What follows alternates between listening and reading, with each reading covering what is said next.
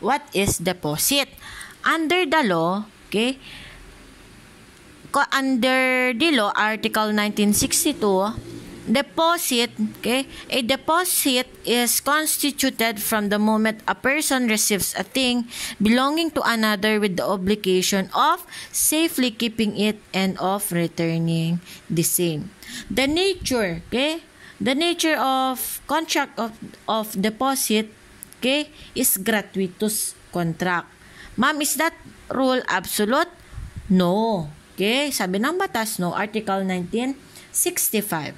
There are exceptions that deposit is gratuitous in nature. Okay? Number 1, when there is an agreement to the contrary. And number 2, when the depositary is engaged in business of storing goods. Example, mga banks natin, mga bangko. Diba? You can deposit it, of course, with a fee. And next, you must know also the difference between a depositum and a comodatum. Okay? Kindly, that will be your reading. Ayoko ng doon na lang tayo sa cases. But I will just give a very brief discussion, but kindly read that as your assignments. Okay? In a deposit, as to purpose, the purpose is safekeeping.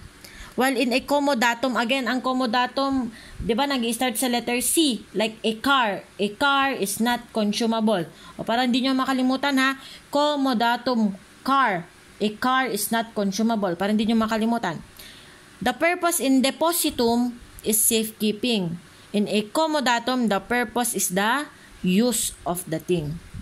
Okay, next. In depositum, the nature or class of the object of the contract is immaterial. The nature of the object is immaterial. Diba sa comodatum, the thing must be what? Non-consumable. Next,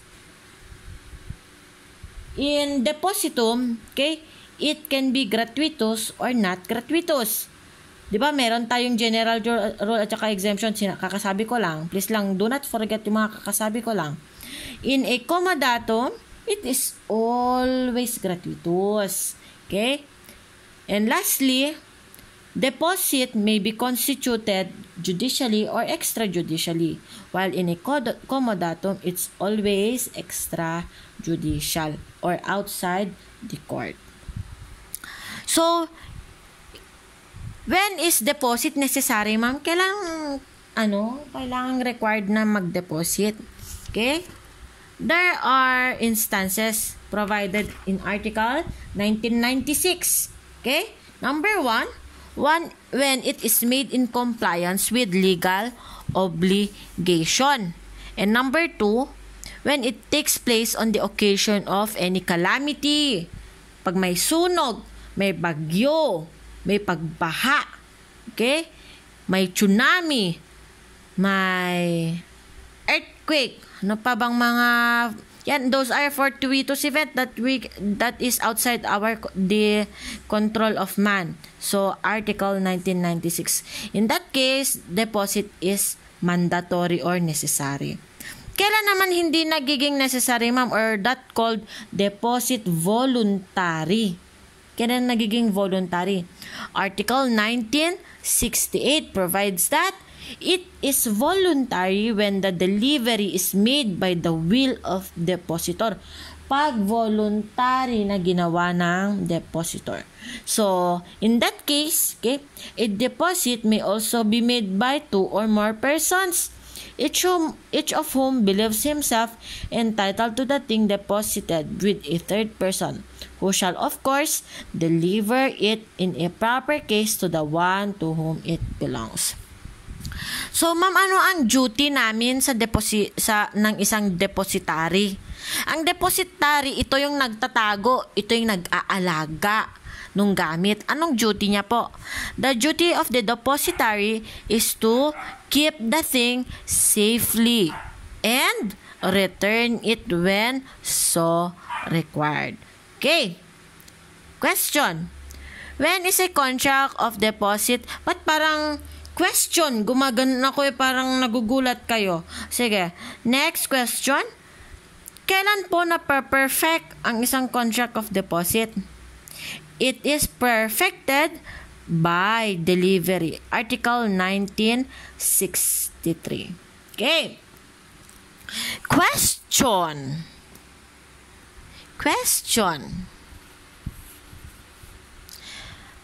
May the depositary deposit the thing with a third person? Simple question. Okay. Question 4. Magsulat lang muna ako ng pangalan.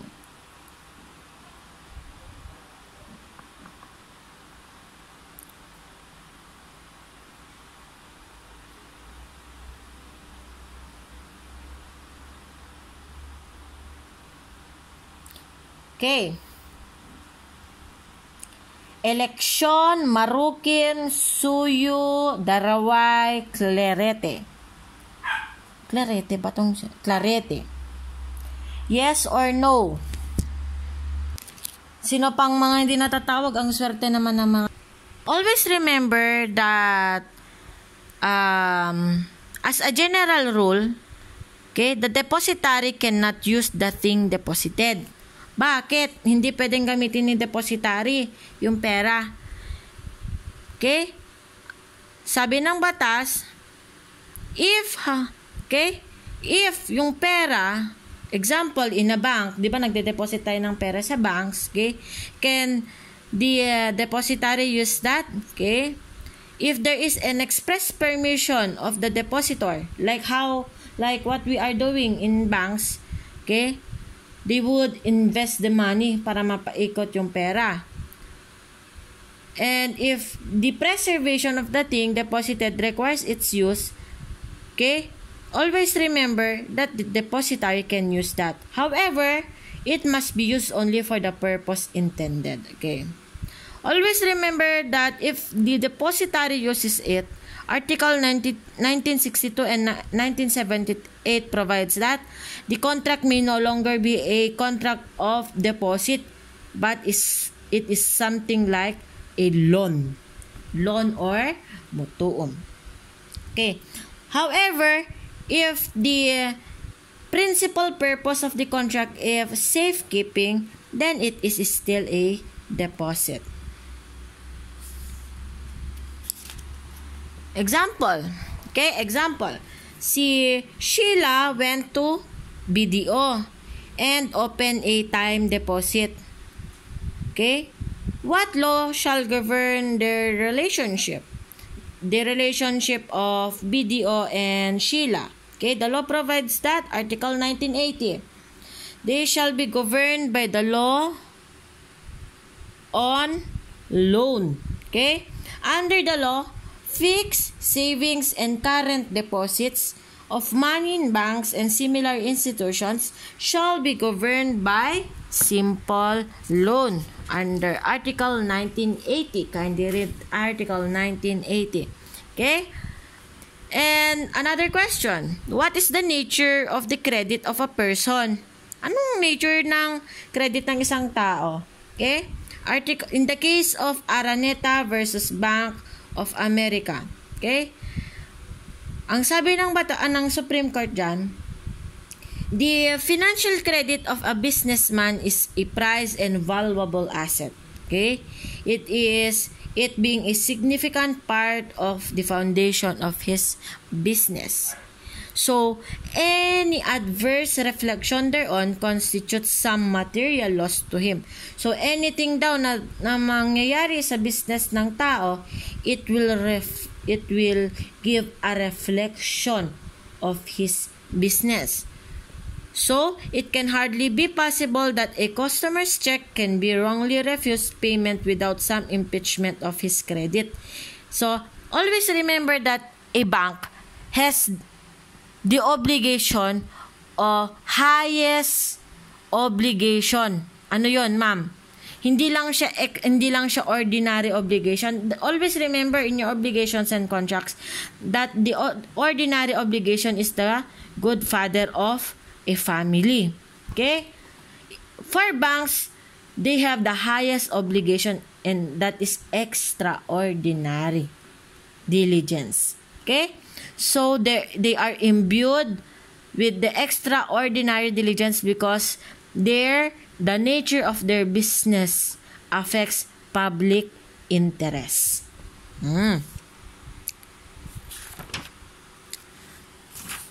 We are done with the basic topic or basic rule in deposit. We go with necessary deposit. In a necessary deposit, baka kasabi ko lang sa inyo, when is deposit necessary? There are two. So, kindly read yun. Okay? Kakasabi ko lang yun. And I hope you remember. Okay? Case. Article 1998. Okay? Article 1998. Lester checked in at a hotel carrying some valuable things. Under what circumstances may the hotel keeper be liable in case of loss of the same? Ano yung mga liabilities ng hotel in case na nawala yung mga bagahe ni Lester? There are two cases. Two requirements under Article 1998. Okay? In order that the hotel keeper may be liable, the two conditions must be present. Number 1, notification. He must notify the hotel keeper of the said effects or valuable. Dapat sabihin niya na importante to and what are the contents or the valuables or the effects. Okay? And number 2, he must take the precautions. Paano sabihin niya, oy, paputok ito. O, di ba? Paputok ito. Yung katabi ng hotel niyo, gasolinahan. Example. So, you inform the hotel keeper and must take the necessary precautions. So, he must take the precautions which said hotel keeper or its substitutes advise relatives to the care and vigilance over the same. Question 2. Sino pang hindi nagre-recite? Hotel keeper is liable for the vehicle which has been introduced or placed in the annexes of the hotel. Kindly mute. Mag-mute mo na kayo. Article 1999 of the New Civil Code. The parking area of the hotel is definitely an annex of the hotel. Hence, the hotel keeper must be liable even if the same was caused by one of its employees or the servants. Let's just say, follow-up question. Let's just say it was a group of armed men who took the car, okay, to the extent of killing Alvin Orotea, the guard. Is the hotel keeper liable? Yes or no? Bato. Yes po. Corsino. Yes po. Durian. No po. Pakula. Yes po. Durwin. Yes po, ma'am. So, only Durian said no. Where's Durian? Ayun. Bakit siya kill? The situation was ma'am, diba? Like, may outsider na nag-cause. Yeah. I like your accent, man. Ay, sorry po. Actually, ang ganda ng accent. Ang ganda ng boses mo. Sige. Tuloy mo lang. Yeah, may outsider na nag